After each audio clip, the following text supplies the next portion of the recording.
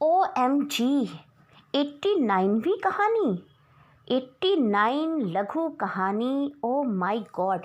और ये सब आपके स्नेह अपनेपन का नतीजा है, क्योंकि जब मैं पहली कहानी रिश्ते की डोर लेकर के आपके सामने आई थी ना, तब कभी सोचा भी नहीं था कि लघु कहानियों का ये अंबार खड़ा हो जाएगा। तो चलिए इस लघु कहानी की श्रृंखला में आज हम सुनते हैं अपनी नई कहानी जेठ की दोपहरिया।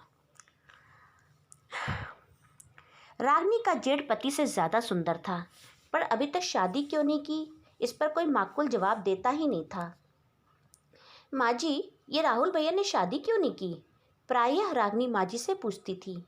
अरे बेटा, क्या बताएं, इसके तो सपने ही ऊंचे हैं। कोई लड़की इसे अपने बराबर की दिखती ही नहीं। हम भी कब तक सूना आंगन लिए बैठे रहते। जब कोई रास्ता समझ में ना आया, तब राजीव की शादी की बात तुझसे चलाई। वो तो ठीक है, पर माँ भैया को कैसी लड़की चाहिए? बेटा, जो उसे समझे। वो बड़ा ही मौनी है, कभी कुछ मुंह से ना फूटता, बस अंदर ही अंदर तमाम खूबियाँ पाले हैं, मन से तो कुछ भी ना कहता। अब बता बेटा, बिना कुछ कहे कौन लड़की समझे है उसकी ये खूबी? रागिनी को कुछ समझ में नहीं आया कि माँ किन खूबियों की बात कर रही हैं। भैया की इतनी अच्छी नौकरी है, खूबसूरत तो वे इतने हैं, और एक लड़की को क्या चाहिए? जब कोई आएगी तभी तो उसको खूबी मालूम पड़ेगी। छोड़ो, मुझे क्या, जब होगी देखा जाएगा। राजीव, रागिनी का पति, उसको बहुत सुंदर तो नहीं कह सकते थे, पर स्मार्ट था। रागिनी कोई भी अच्छा काम करे, पर उसके मुंह से तारीफ के दो शब्द भी नहीं निकलते थे। आए दिन रागिनी कोई न कोई नया काम करती, पर वो मरा सा पड़ा रहता था। रागिनी का दिल अंदर ही अंदर बुझ जाता। जब भी कभी वो ऐसी शिकायत करती तो बस एक ही रटा रटाया जवाब होता, अब क्या दिल चीर के दिखाऊं? मन बुझ सा जाता। रागिनी फर्स्ट क्लास फर्स्ट थी, कॉलेज की जान थी, हर एक्टिविटी में आगे, और डांस के तो क्या कहने। जब से ससुराल आई तो पैर थिरकना ही भूल गए। आज कमरे में कपड़े तह करके रख रही थी कि बाहर से कोई बारात जा रही थी। खूब गाने बज रहे थे।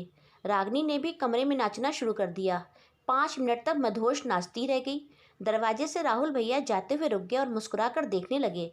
तंद्रा तो तालियों से भंग हुई, तो ऐसा शर्माई कि मुंह पर ही किवाड़ बंद कर दिया। राहुल भी मुस्कुराता हुआ अपने कमरे में चला गया। शाम की चाय भी लेकर रागिनी सामने नहीं आई, खुद ही उठकर राहुल ने चाय बनाई।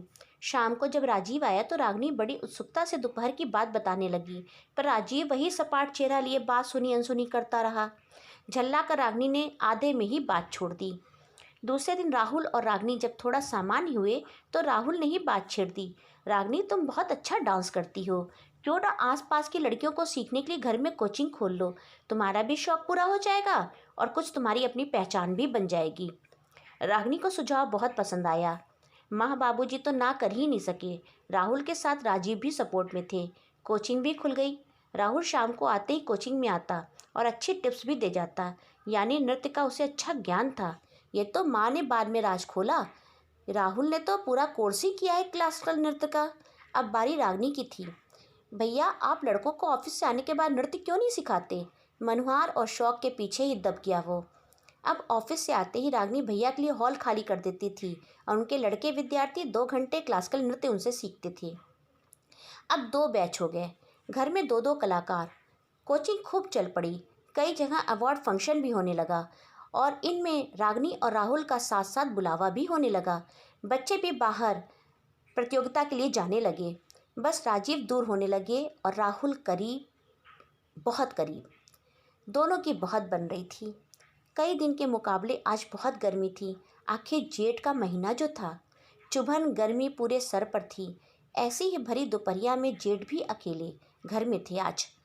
रागिनी को पानी भी पूछने की हिम्मत नहीं पड़ रही थी राहुल से। मन का चोर दोनों पर हावी था, पर कब तक टकराव नहीं होता। आखिर माँ जी की गैरहाजिरी में भोजन तो पूछना ही पड़ेगा ना जेठ जी से। खाना ले आऊं? संक्षिप्त सा प्रश्न, पर मन की कुलबुलाहट को बढ़ाने वाला था। जी, वही संक्षिप्त उत्तर, जिससे जाहिर था अशांत मन बहुत कुछ कहने को आतुर है, पर रिश्ते की मर्यादा है। पर राहुल ने नियंत्रित कर लिया अपने को। खाना लाकर रागिनी ने स्टूल पर रखा तो बड़े प्यार से राहुल ने बैठने को कहा। दिल था कि धड़का ही जा रहा था, पर नीची निगाह किए रागिनी बैठ गई। रागिनी, आज घर में कोई नहीं है और मैं कुछ छुपाऊंगा भी नहीं। रागिनी की धड़कन बेतहाशा बढ़ गई। पिछले कुछ कई दिनों से तुम मेरी धड़कन बन गई हो, पर तुम मेरे छोटे भाई की पत्नी हो और मुझे तुम में बेटी स्वरूप दिखना चाहिए। मुझे बहुत गलानी है कि तुमको लेकर मेरे दिल में बहुत बुरे ख्याल आए और मैं तुमसे प्यार कर बैठा। प्यार तो हो गया, पर ज़रूरी तो नहीं कि ये प्यार प्रेमी का ही होना चाहिए। मैं तुमसे बड़ा भाई होने के नाते भी तो प्यार कर सकता हूँ ना। तुम्हारे सिर पर अपने भाई होने का भी हाथ फेर सकता हूँ ना। और भी ना जाने क्या क्या कहता रहा वो। आंसू अविरल थे। रागिनी अब न रो सकी अपने को और भैया भैया कहती हुई जेठ की गोद से जा लगी। पर इस प्यार में कोई वासना नहीं थी। आलिंगन प्यारा था। काफ़ी देर तक जेठ की दोपहरिया में आंसुओं के साथ गर्मी बहती रही और अब जो बारिश का झोंका आया तो सब बहा ले गया। उठो रागिनी और भाई के स्वागत की तैयारी करो। और जब आज एक नए सिरे से तैयार होकर राजीव का स्वागत करने के लिए रागिनी आई तो राहुल ने भी सिर पर हाथ प्यार से फेर दिया। आज जेठ की ये दोपहर जेठ के साथ भीने रंगों में भिगो गई।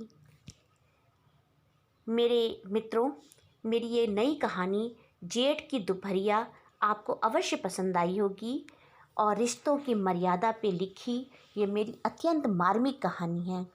अगली बार वीरवार को मैं आपके साथ पुनः एक बार उपस्थित होंगी अपनी 90 कहानी लेकर के। तो मेरे इस चैनल को देखते रहिए, सब्सक्राइब कीजिए, लाइक शेयर कीजिए और जितना ज़्यादा हो सके इसे सेंड कीजिए। नमस्कार मित्रों।